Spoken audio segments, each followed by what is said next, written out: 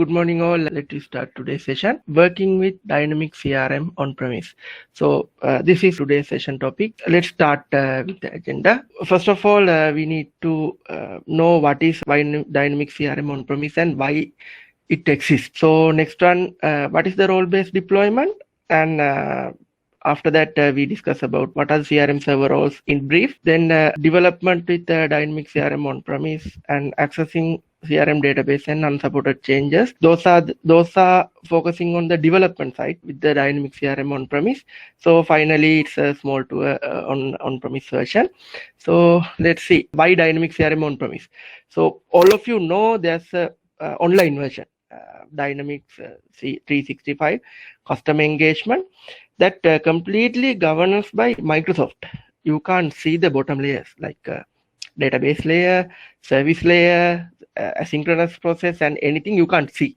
So only thing you can do is you can develop application on top of CRM and use the CRM out of the box features and use it.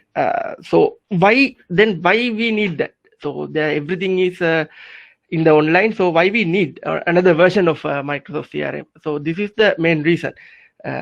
Some organizations have a very restricted data policies, like example, like a banks, hospitals, and military mainly. So those organizations have a very restricted data policy. They can't store their data in the third party environment, or they can't go with online most of the time. So they have to develop their own system in-house and keep it in-house. That's the main reason to have a Dynamics on-premise version. So in the on-premise version, if you can, once you get it, you can install it. It is governed by yourself. Only Microsoft provides updates and hot fixes and some service support based on the contracts. So this is the one major reason. Another one is there are some large organizations. They already have a infrastructure and skilled IT people and the set of server license like Windows Server, SQL, like server license they already have. So they are thinking if like those organizations, so without going online, they are having their on-premise versions to utilize those resources and gain some having their data locally without going online. So these are the main reasons. There are other set of reasons, but these two are the main reasons to have Dynamics CRM on-premise version. So this is the role base. So we call Dynamics CRM server. It's not like a single application like a Visual Studio or any other Office package or something. It's not a single software. So it built on top of these core components. There are 7 components. That one component is not in this diagram. It's a email router. Actually, that component is deprecated now, but going forward, that email router, you can't see that, but in the old version, since 2016 version, you can see that email router component. All other roles are very similar until version 9. So first one is a front-end server and the Sandbox Service, asynchronous service and deployment administration, reporting service and database servers.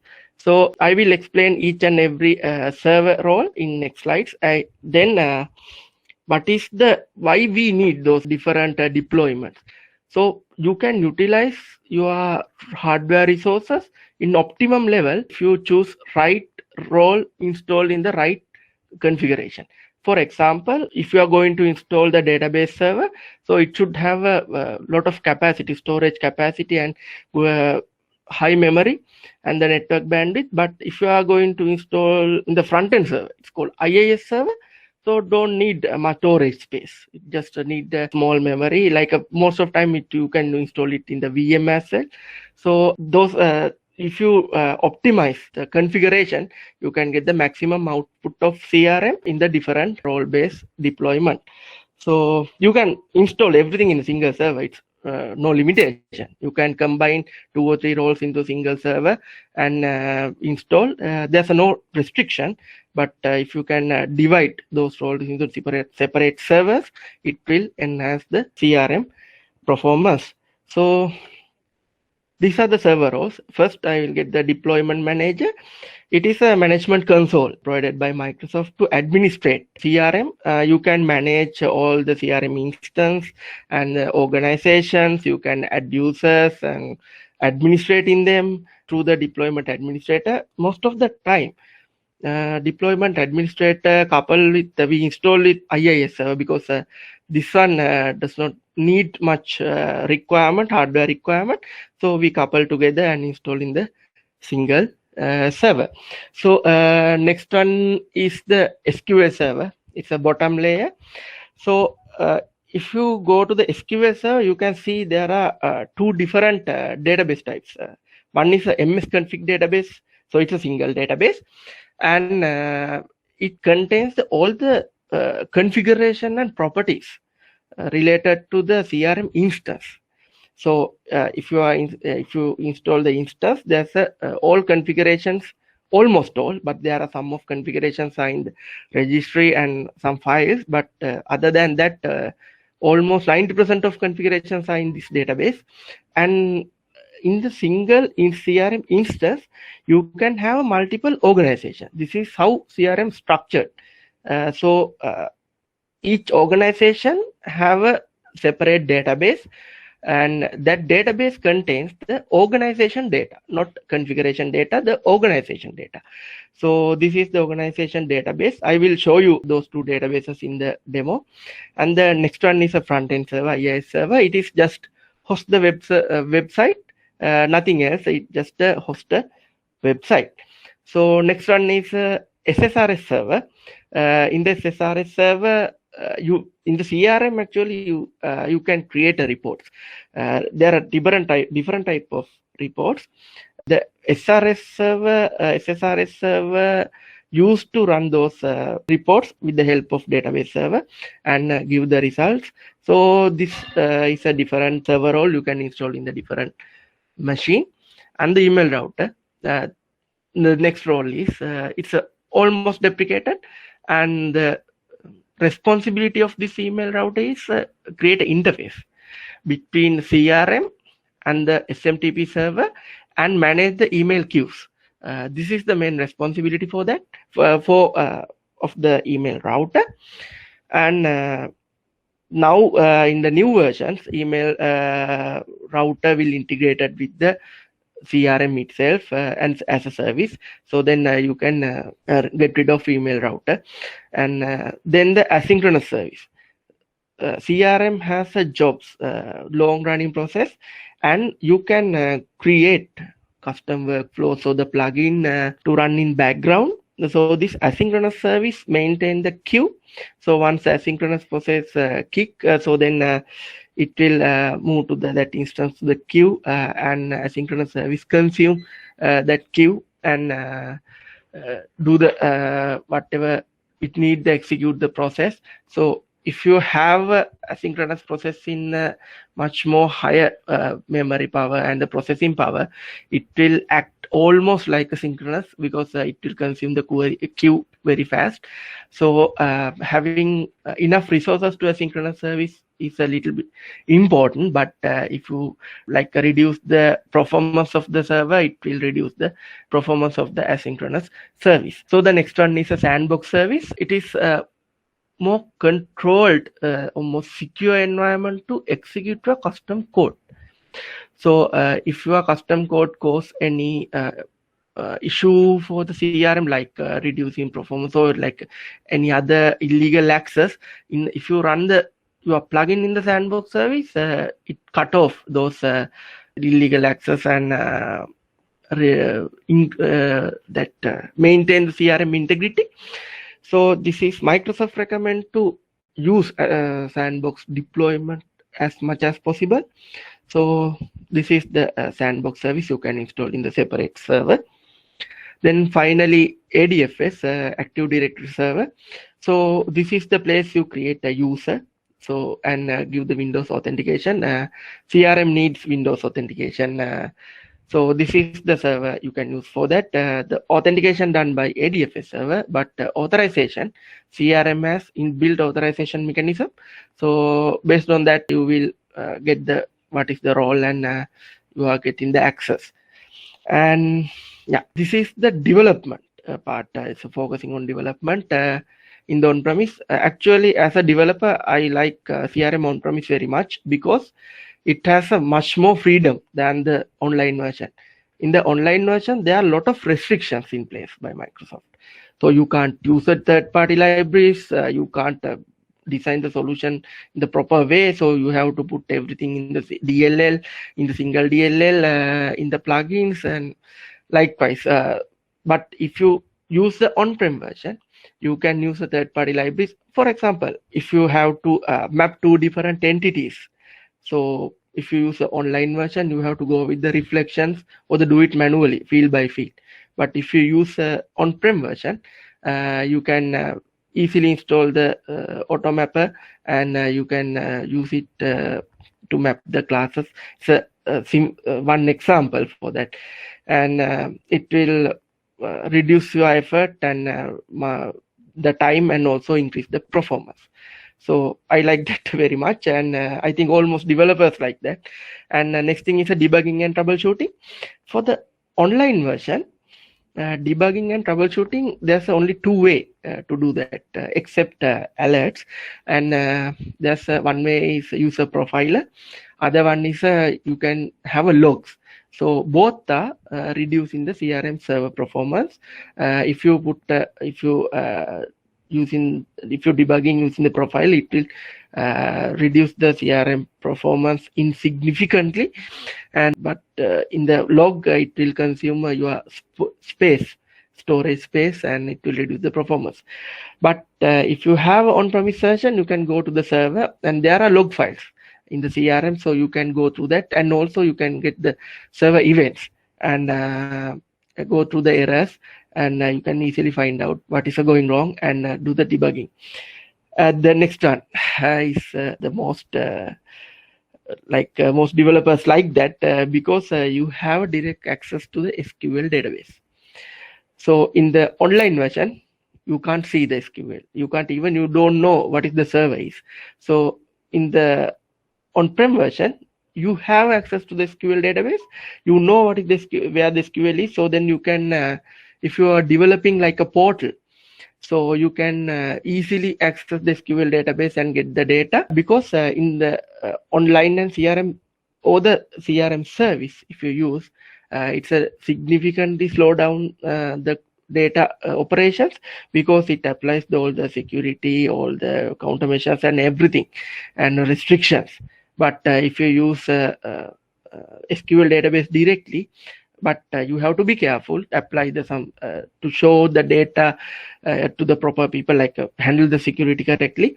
So it is much more faster than the service retrievers. So it's one key component, key feature you can use, actually key facility to implement on-premise based solutions. And the next one is if you are going to access CRM database, there are a set of best practices. You can't go there and get the data, and you have to follow these best practices, because accessing CRM database is prohibited by Microsoft. So they are not supporting for that. So if as a developers, actually we access the CRM database based on these best practices. The first one, you only read the data. You don't insert, delete, or update data, because on top of database, there's a CRM service. If you write a plugin or the workflow or some sort of actions, those are triggered on that service layer, not in the database layer. If you create or update or delete records, those plugins or those workflows are not triggered if you are doing the changes in the database level. So you did not get the expected outcome. And also it will editing the CRM database will cause CRM server integrity, and you end up with some errors or random issues.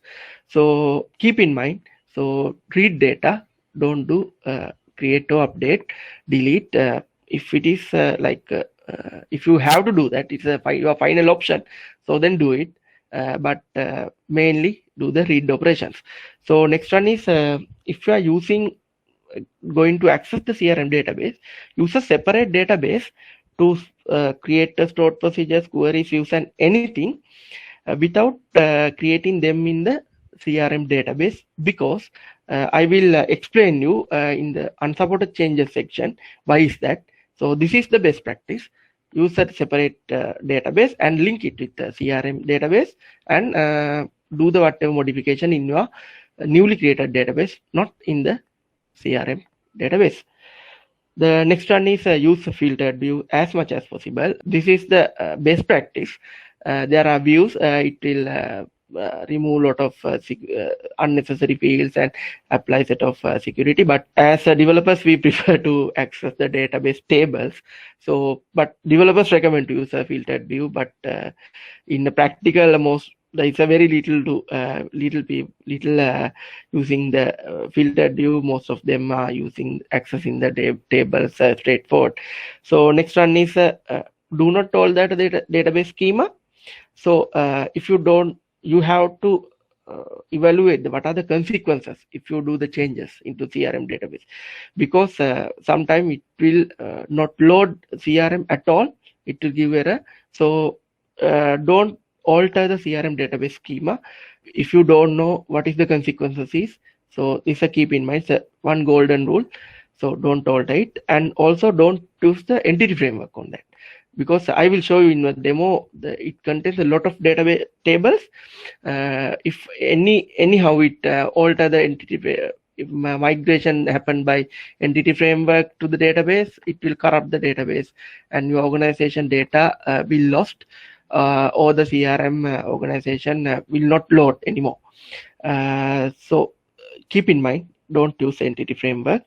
And the next one is do not modify existing procedures or functions or anything in the CRM database, because it will compromise the CRM server integrity. So these are the best practices. And the next thing is accessing configuration database. I said in the previously config database has all the properties of the CRM instance. There are certain situations we have to access and we have to modify those values, and you have to change them. So likewise, there are like maximum retry count, quick find record limits. You can change those things, but keep in mind to take the backups, and I will explain you later how we can do the changes. And this is the place if you need to do any change in the instance wise. So this is the place. So next one is the precaution. If you are going to do any database change, please take backups. If it is not possible, at least document what you did change. Otherwise, you are unable to roll back it to the previous stage, and it will compromise the CRM server integrity. So what are the unsupported changes is? Unsupported changes are the changes you've done to the CRM which not recommended by Microsoft. The all changes I described previously are the unsupported changes because they are not recommending you to alter the CRM database, read the CRM database, or the changing anything. So if you are doing unsupported changes, these are the consequences. So you have to evaluate what is the result, and if you are not evaluated it properly, first thing, your CRM will not load. Second is, and you can't install any update. It will roll back. And also the final stage is you have to get help from Microsoft to restore organization. If a database file is corrupt, so then when this file is corrupt, it can mainly happen in the upgrade. So if you are doing some unnecessary changes and when you are upgrading, the database file is corrupt. So then Microsoft guys came and they will restore the database, but most of time data will be lost. So keep in mind when you are doing the change, before you are doing the changes. And these are the consequences of unsupported changes. So golden rule is keep backup or the document, everything. So before you are doing anything, evaluate what will be the result is. So then next I will show you the Microsoft on-prem. I have a CRM 2015 instance. So Let me load it. This is the instance. This is CRM 2015, and this is the SQL database. It's a registry, and yeah, this is the SQL database. Once you expand it, you can see the two different databases, one for the MS config, one for the organization database. Okay, until it's loading, let's go to the deployment manager. This is the deployment manager, and this is the place you can administrate deployment administrators and import and export organizations and maintain the servers. This is the place you can do that administration component, and this is the CRM registry. This CRM registry contains a set of configurations specified to your instance, and these are the set of values like where the config database is, and what are the servers, and what are the roles you have already installed, the role names and places. So very little information, but if you like server URL and stuff, if you are going to change this, please keep in mind, take a backups. Otherwise, complete administration MMC control will did not load. It's read data from this registry entry, and there are a few instances we have to change CRM web files. So I have some requirement to change the CRM reporting. So CRM reporting view. So this is the place you can see the CRM web component. So if you go there, and there's a place called MS, there's a web folder. If you go there, and CRM web, and you can change the files straightforward, but you have to keep the backups. Otherwise, it will not load the CRM correctly. So this is the golden rule actually. You have to keep backups, and you have to document everything. Let's see, my database is working now. Yeah, it's expanding. So these are the databases. One is MS CRM. This is the organization database, and this is the configuration database. If I expand the organization database, you can see how many tables are in there. There are a lot of tables, but I only create a single table from the CRM as a single entity, and these are the tables. It called is entity name and base.